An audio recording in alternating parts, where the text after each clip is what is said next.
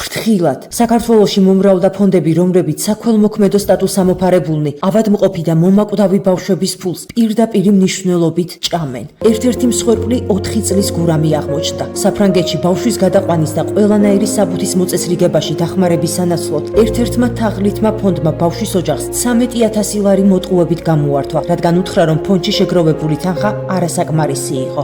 ეს ფული რო გადაურიცხეთ, მეთხრა წაგიყვანო, გვაკიდინა ზურჩანთები, ტანსაცმელი ყველაფერი ჩავალაგე და აეროპორტში რომ მივედით, იქ არ დახვდა, გაქცეული იყო. მას შემდეგ, რაც ბავშვის გადასარჩენად ოჯახის მიერ ბანკიდან გამოტანილი 13,000 ლარი თაღლითმა ფონდმა შეჭამა, ამის შემდეგ ოჯახს ბავშვის საკვების საყიდელი ფულიც კი აღარ ჰქონდა. ამასობაში კი გურამიკოს მდგომარეობა დამძიმდა. გთხოვ შვილო, დედიკო დამიძახი, დედა დამიძახი და თქინდა მე მოვკვდე შვილო, გთხოვ ერთი სიტყვა გურამი. ჯერ 24 წლისა ვარ და ყველაზე უბედური დედა ვარ.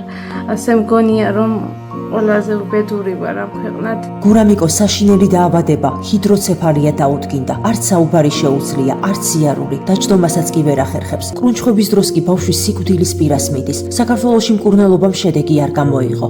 უარეს კეთყვით, მედიკოსებმა წლების წინ ბავშვის დედას უთხრეს, რომ როდესაც 7 წლის გახდებოდა, მაშინ შეიცდებოდა ოპერაციის გაკეთება. ახლა კი ეუბნებიან, რომ ოპერაცია უკვე დაგვიანებულია. ღმერთო, ბავშვის სიცოცხლეზეა საუბარი. ზოგიერთი ექიმი კი უბრალოდ მკითხაობს.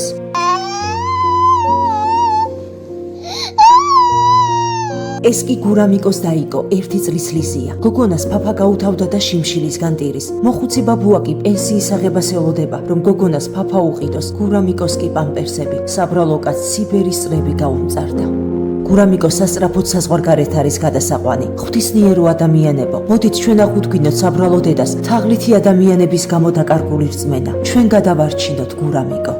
კეთილო ადამიანებო, თქვენი იმედი გვაქვს, რომ დაგვეხმარებით და ჩემს გურამის გადაგვირჩენთ. ვინც ჩემი შვილისთვის ერთ თეთრს გაიმეტებს, ყველა თქვენგანისთვის ვილოცებ.